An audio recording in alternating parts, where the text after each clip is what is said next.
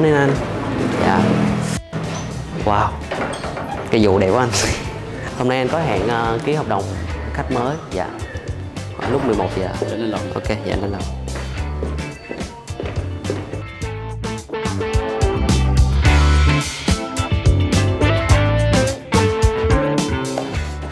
Công trình vậy là mình làm kịp hết không?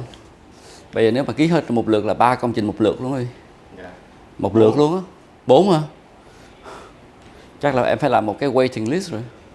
Họ nói ok trong tháng này là không có nhận công trình nữa, 2 tháng, 3 tháng vậy đó. Chứ anh đâu có làm hết một lượt.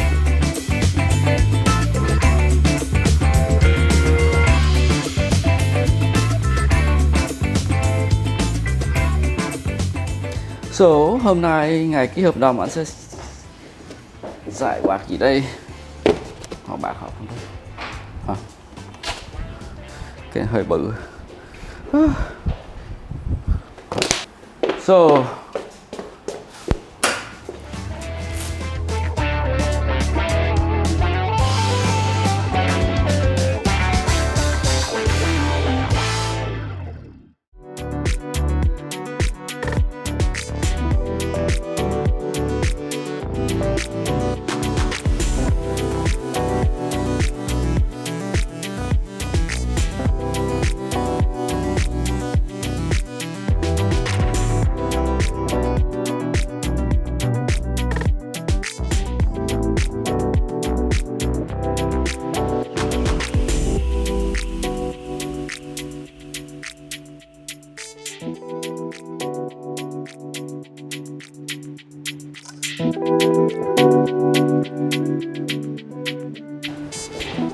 hello, welcome, hello,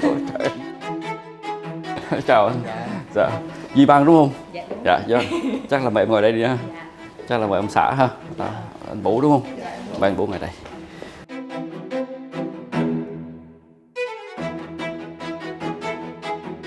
Nghe nói là cái nhà em Huy nói là đập xuống hết luôn đúng không? Vâng. Đập xuống hết. Em cái nhà hiện tại nói chung là em không có thích mà phải đi cải tạo lại. Dạ. Em thích là một cái gì đó hoàn toàn là của mình hết. Vậy là mình phải làm luôn cái kiến trúc mới này luôn. Rồi cái diện tích mà mình xây lại mình có xây được bự hơn không? Được hơn. Dạ. Nghe nói là anh là sưu tầm siêu xe đúng không? Huy nói là anh phải cần một cái hầm để tới 10 cái xe hơi. Wow. Nhưng là tối nằm ông xã em chỉ anh nôn nhà, hỏi anh nôn nhà sao để anh để xe. Dạ, ok. Không phải là nôn nhà để ở mà anh Vậy, nôn để xe. chắc là anh thấy không, làm cho anh cái chỗ xe hơi á, mình đừng có đặt là gara, đâu phải là gara đâu, mình đặt là car gallery, một cái gallery xe hơi.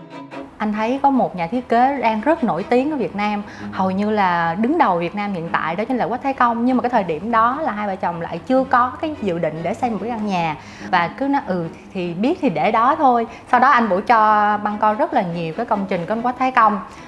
Đến khi Băng coi cái công trình Park Villa là Băng phải nói là wow, quá tuyệt vời. Và bắt đầu từ lúc đó là Băng mới quyết định là phải đi mua nhà để có một căn nhà thiệt là xứng đáng để mà mời được nhà thiết kế Quách Thái Công.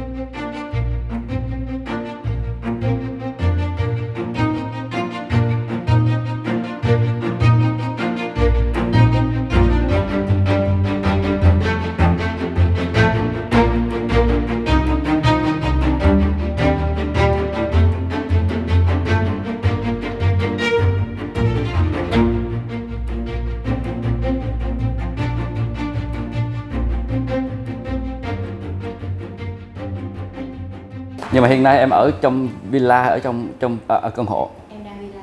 Ở trong villa.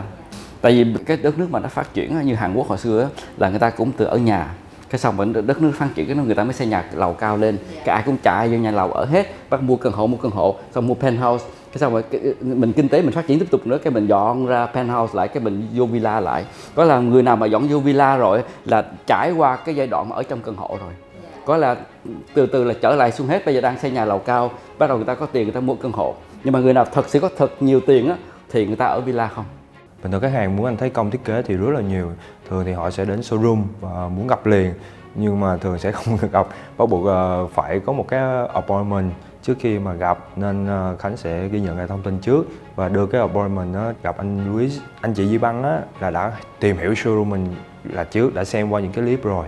Thì khi anh chị tới đây là anh chị là muốn hiểu về cái hợp đồng và hiểu về cái chi phí thiết kế nó như thế nào để hai bên có thể làm việc được hay không. Khi mà anh chị xem sơ bộ về bên showroom thì anh chị lại muốn đi sâu vào chi phí thiết kế và hợp đồng nó như thế nào thì mình không thể trả lời được. Thì lúc đó là chỉ là gặp anh Louis sẽ hỏi về những cái thông tin về những ngôi nhà ra sao, đã hoàn thiện hay chưa, để mà thống nhất được cái con số minimum về giá trị hợp đồng mà anh Thái Công muốn đưa ra. Thì lúc đó thì mới gặp anh Huy. Nếu mà mình mời một nhà thiết kế, mình đủ điều kiện kinh tế, mình mời thì chắc chắn sẽ được thôi. Nhưng khi mà Băng tìm hiểu và làm việc sơ bộ những cái bước ngày đầu tiên làm việc với bên công ty của Quách Thái Công thì chưa chắc. Bạn có tiền chưa chắc bạn mời được Quách Thái Công. Đối với một cái khách hàng mà muốn anh Thái Công thiết kế một cái công trình thì đầu tiên đó là yếu tố về tài chính. Thông thường đối với một cái công trình, công ty Thái Công sẽ đưa ra một cái mức yêu cầu đầu tư tối thiểu cho phần nội thất rồi, đó là khoảng 500.000 đô la.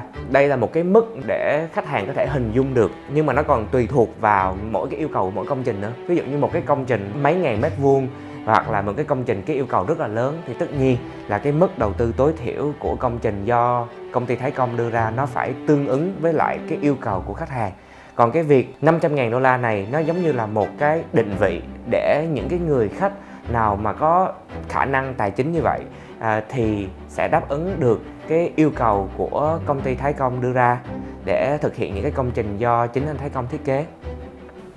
Cái lý do mà công ty Thái Công yêu cầu cái mức đầu tư tối thiểu là vì anh Thái Công muốn đảm bảo công trình cuối cùng đạt được cái tiêu chuẩn thẩm mỹ của anh Thái Công và một cái sự sang trọng nhất định. Tuy nhiên thì trong quá trình làm việc thì thường chủ nhà ví dụ như là có nhu cầu muốn nâng cấp hơn, muốn không gian nó lộng lẫy và nó đẹp hơn thì thường họ sẽ gia tăng cái mức đầu tư lên, và lúc đó anh Thái Công sẽ tư vấn những cái đồ nó chất lượng hơn và nó mang tới sự khác biệt nhiều hơn cho công trình. Bên anh Quách Thái Công đưa ra rất là nhiều những cái gạch đầu dòng và Băng cảm thấy wow, tại sao lại như vậy? Mình đủ khả năng mà tại sao lại có thể nhận và có thể là không nhận. Cũng hơi cảm thấy hơi là bất ngờ. Bản thân Băng là một KOL á, Băng được rất là nhiều nhãn hàng săn đón, nhưng mà đến khi đến Quách Thái Công lại không được gặp Quách Thái Công. Có nghĩa là cảm thấy hơi bị tự ái. Khúc này là cảm thấy hơi bị tự ái. Nhưng mà nó không, bằng mọi giá mình phải mời được Quách Thái Công thiết kế cho cái căn nhà của mình. Và thật sự là hôm nay là cái ngày ký kết hợp đồng thì rất là vui. Và khi mà tiếp xúc với anh thì mình cảm thấy là không phải là anh kiêu ngạo hay gì hết, nhưng mà nếu mà đặt bản thân Băng là anh Quách Thái Công thì Băng cũng sẽ làm như vậy. Và cái thương hiệu Quách Thái Công là một thương hiệu tuyệt vời. Thường thì anh Huy sau khi gặp khách sẽ nói chuyện riêng với anh Thái Công, coi người khách hàng này như thế nào, vì sao họ biết tới anh Thái Công và họ hiểu được anh Thái Công tới mức nào. Đó. Sau đó thì anh Thái Công sẽ hình dung ra được bây giờ với cái công trình như thế này, khách hàng người ta bỏ tiền như thế này, nhưng cái tư duy của họ và cái sự hiểu biết của họ nó ở tới mức nào, họ có sẵn sàng, họ cởi mở được cái tư duy ra đón nhận những cái thiết kế của anh Thái Công hay không.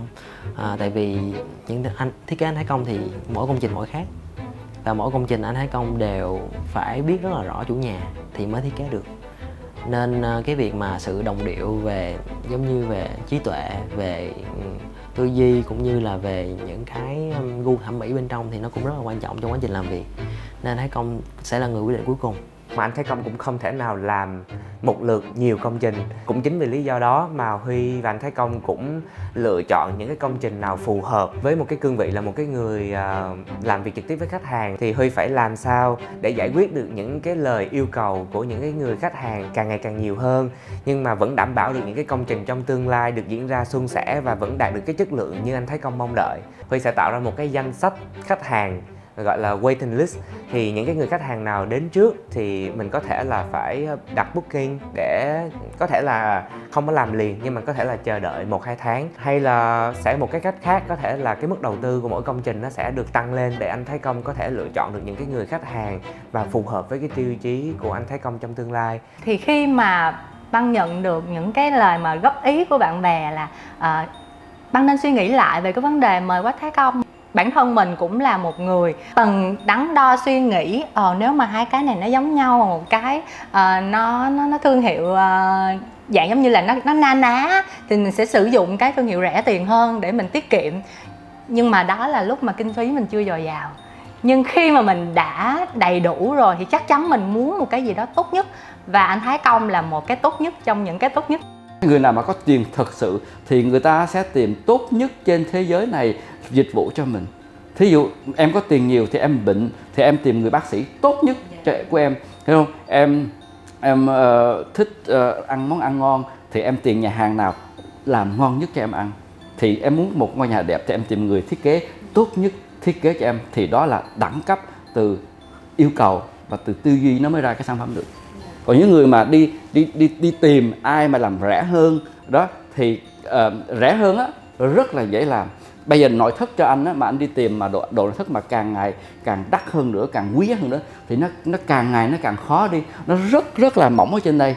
Mà có nhiều công ty anh sưu tầm cũng cả chục năm nay mà anh cũng biết rất là lâu, mà những công ty đó không bao giờ xuất hiện ở trên triển lãm nào hết, không bao giờ, tiền người ta rất là nhỏ, không có tên tuổi. Cái tên tuổi người ta là từ cái tư duy của ông chủ và làm ra những cái sản phẩm này cả trăm năm, không cần quảng cáo nữa, người ta cứ truyền nhau, người này biết mua, người kia biết là tiếp tục. Thì không cái người đó em qua bên Ý em không bao giờ thấy những cái công ty đó, em chỉ thấy những công ty mà nó phô trương những cái tên lên ở ngoài thôi, mà những công ty khác em không bao giờ thấy.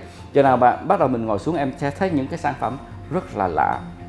Bởi vậy cái đó là cái mà cái chất xám của công ty anh và cái của anh đem ra là những cái sản phẩm mà anh nghiên cứu rất là lâu mới đem vô được. Thông thường thì những công ty ở ngoài làm hai công việc chính là thiết kế và thi công. Thì thông thường là sau khi mà thi công xong, hoàn thiện công trình thì chủ nhà mới bắt đầu đi tìm kiếm những cái đồ nội thất phù hợp để bỏ vô nhà. Thì thường sẽ bám theo những cái hình ảnh 3D mà kiến trúc sư hoặc là những người mà nội thất đã thiết kế trước đó. Nhưng mà cái việc này thường nó sẽ rất là khó khăn. Thứ nhất là vì những cái món đồ nội thất trong hình ảnh 3D thường nó sẽ không có thật. Tìm kiếm được một cái chỗ bán đồ nội thất đẹp rất là khó. Nhưng mà tìm kiếm được một cái nội thất mà nó vừa phù hợp về phong cách, vừa phù hợp về kích thước, vừa về màu sắc, về chất liệu. Và cái khó nhất là tất cả những cái đồ nội thất trong nhà đều phải phù hợp với nhau để tạo nên một cái không gian đẹp tổng thể. Là một nhà thiết kế không gian nội thất thì anh Thái Công là người tư vấn cho khách hàng một cái không gian mà tất cả những cái nội thất đều kết hợp với nhau được và đều đảm bảo được cái sự sang trọng và thẩm mỹ theo tiêu chuẩn của anh Thái Công. Và thí dụ em mua cái bóp đầm của MS thì em thấy cái bóp Chanel hay là Yves thì nó đẳng cấp hết, thì mình so sánh được, mình có một cái kinh nghiệm. Như em nhìn một cái bóp đầm mà rẻ tiền á, em nhìn vô em biết cái bóp rẻ tiền vì cái da không có đốt nè, cái thiết kế là hơi quê quê nè, cái thi công là quá xấu. Thì bởi vì mấy cái bóp đầm của MS hay là của Chanel thì mình nhìn vô cái chất lượng thì em có cái chuyên môn. Nhưng bây giờ em coi cái nhà thì em cũng đâu có biết đẹp xấu gì, anh nói như vậy. Tại vì nó có nhiều lắm, một cái bàn ghế, anh đưa cho em một cái bàn, cái ghế, cái đèn, nguyên một cái nhà phong cách á, thật sự mình thấy đẹp, xấu, nhưng mình thật sự không biết nó có đẹp hay không. Không biết sao, tại vì mình chưa có xây một cái ngôi nhà giống như vậy. Em thiếu một cái kinh nghiệm đó. Bây giờ anh recommend những người mà tìm mà nhà thiết kế cho mình á, cũng nghiên cứu cái người thiết kế. Vì anh nghĩ thiết kế nội thất nó không phải là học về bàn ghế không, mà mình phải học về cái cuộc sống thì mình mới hiểu được cho khách. Thì anh nghĩ là nếu như em mà chọn người thiết kế nội thất hay là người kiến trúc sư cho mình thì nghiên cứu cái người đó trước, đừng có nhìn cái sản phẩm không. Ta chưa biết nhà của mình nhưng mà hỏi ủa nhà của Băng ai làm vậy, mình sẽ tự hào nói là anh Thái Công làm đó, thì chắc chắn người ta sẽ nói là wow, nếu mà Thái Công làm thì quá tuyệt vời rồi. Nó giống như một cái thương hiệu như Chanel, Hermes đồ mà người ta nhắc đến nó là chắc chắn nó phải đẹp, chắc chắn nó phải sang, chứ không phải là một cái thương hiệu nào đó na ná và với cái giá thành thấp hơn. Thì đẳng cấp của mình nằm ở cái điều đó.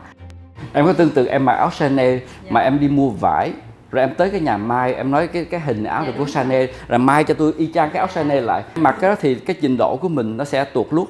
Có bên lúc đó em đi siêu xe đi mà bà vợ em á, là đi mua vải và tới nhà may áo Chanel thì cái xe em cũng không còn ra gì hết. Những người khách hàng tìm đến công ty Thái Công, người ta không có mua đồ nội thất mà người ta mua cái chất xám, cái sự sáng tạo của anh Thái Công. Thì anh đưa cho em một cái tấm hình, cái tấm hình đó người ta bán 90 triệu đô la. 90 triệu là một cái số nó khủng khiếp không?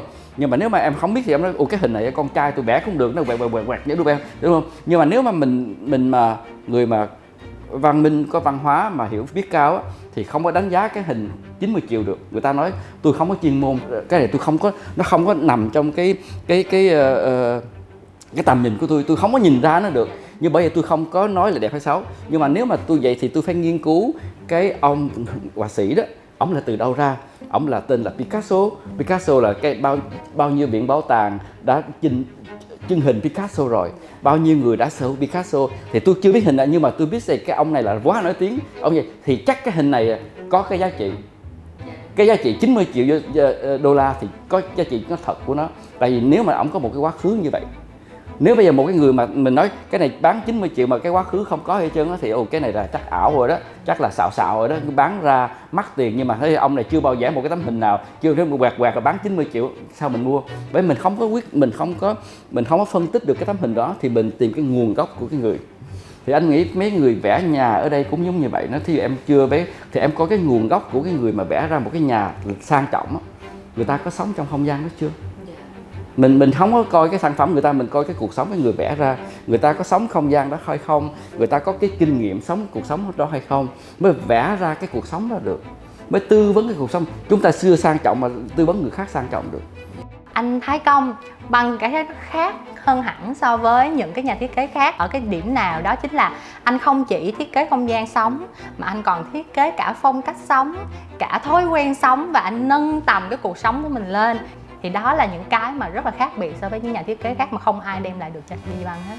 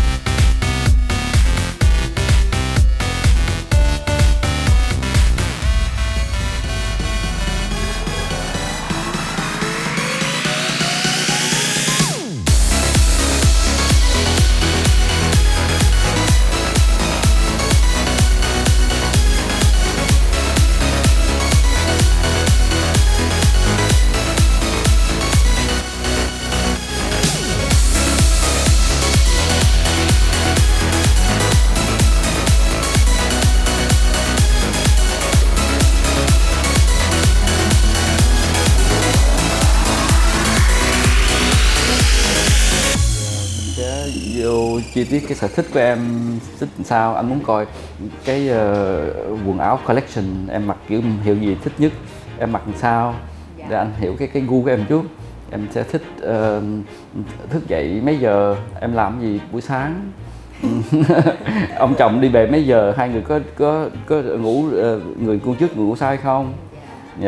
Anh có khách đàn ông thì chắc là xuống xe hơi chơi, em có thích khách bạn gái thì chắc là lên share về make up với bóp đầm mới đúng không? Anh muốn hiểu những cái điều đó. Ở nhà mình em có tự nấu ăn hay là em có quản gia nấu ăn cho mình hay là vậy đó, anh muốn hiểu những cái điều đó nó ra cái phong cách mình. Cái bàn ăn khoảng bao nhiêu người mình ăn đông người hay là mình ăn chỉ maximum 8 người, 10 người, 12 người. Còn nếu mà em là 24 người thì thành một cái nhà khác nữa.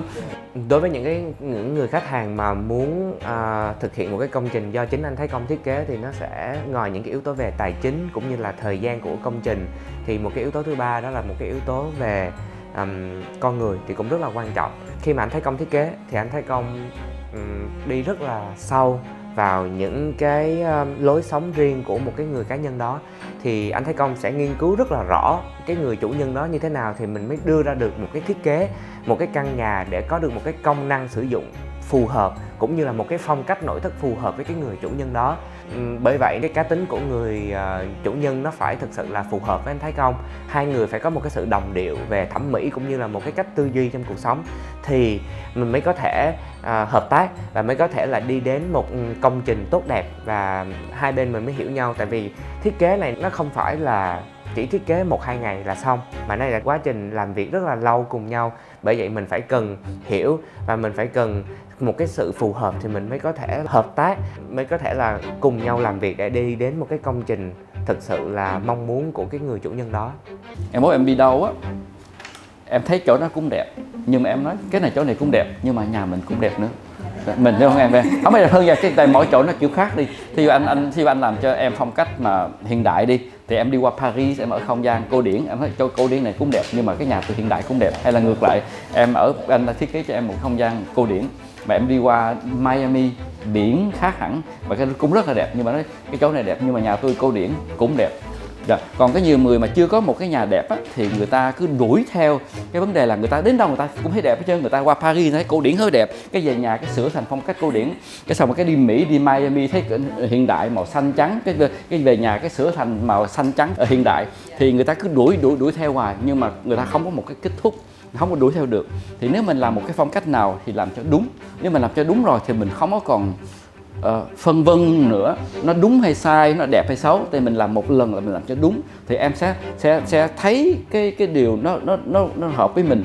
Và cái khác em thấy đẹp, em thấy cũng nó đẹp nhưng mà không nhất thiết mình về mình thay đổi cho mình, tại mình đã có chọn một cái gu của mình rồi.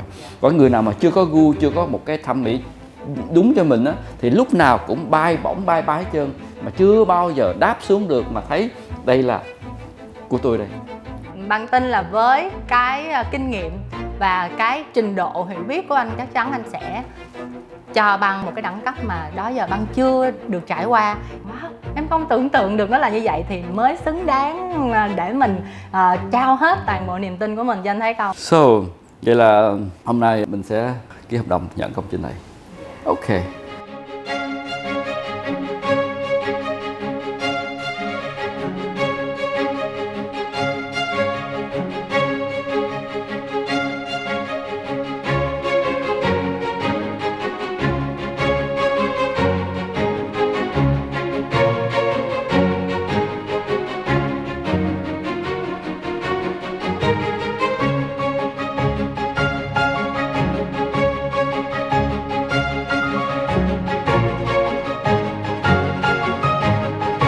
So, yeah. So, xong thế. Chúc mừng cho nhà. Yeah. Chúc mừng. Chúng ta hợp tác. Dạ. Chúc công trình thành công vậy. Không quan trọng cho anh là cái ngôi nhà phải hạnh phúc. Bởi vì cái quan trọng là mình làm cái ngôi nhà hai vợ chồng cũng phải thoải mái, enjoy, thuộc cuộc sống. Đây là giống như em đi mua áo đầm của Chanel, em mua xe hơi đẹp thì lúc đó em phải vui, mà em đi mua xe hơi mà cứ cãi lộn hoài mua xe hơi làm chi, đúng không? Mua áo đầm mà cãi lộn hoài thì mình mua khỏi mặt luôn cũng được nữa, đúng không? Bởi vậy xây cái ngôi nhà nó phải vui vẻ, cái điều đó rất là quan trọng. So Thôi em ơn anh cái lấy hình đi.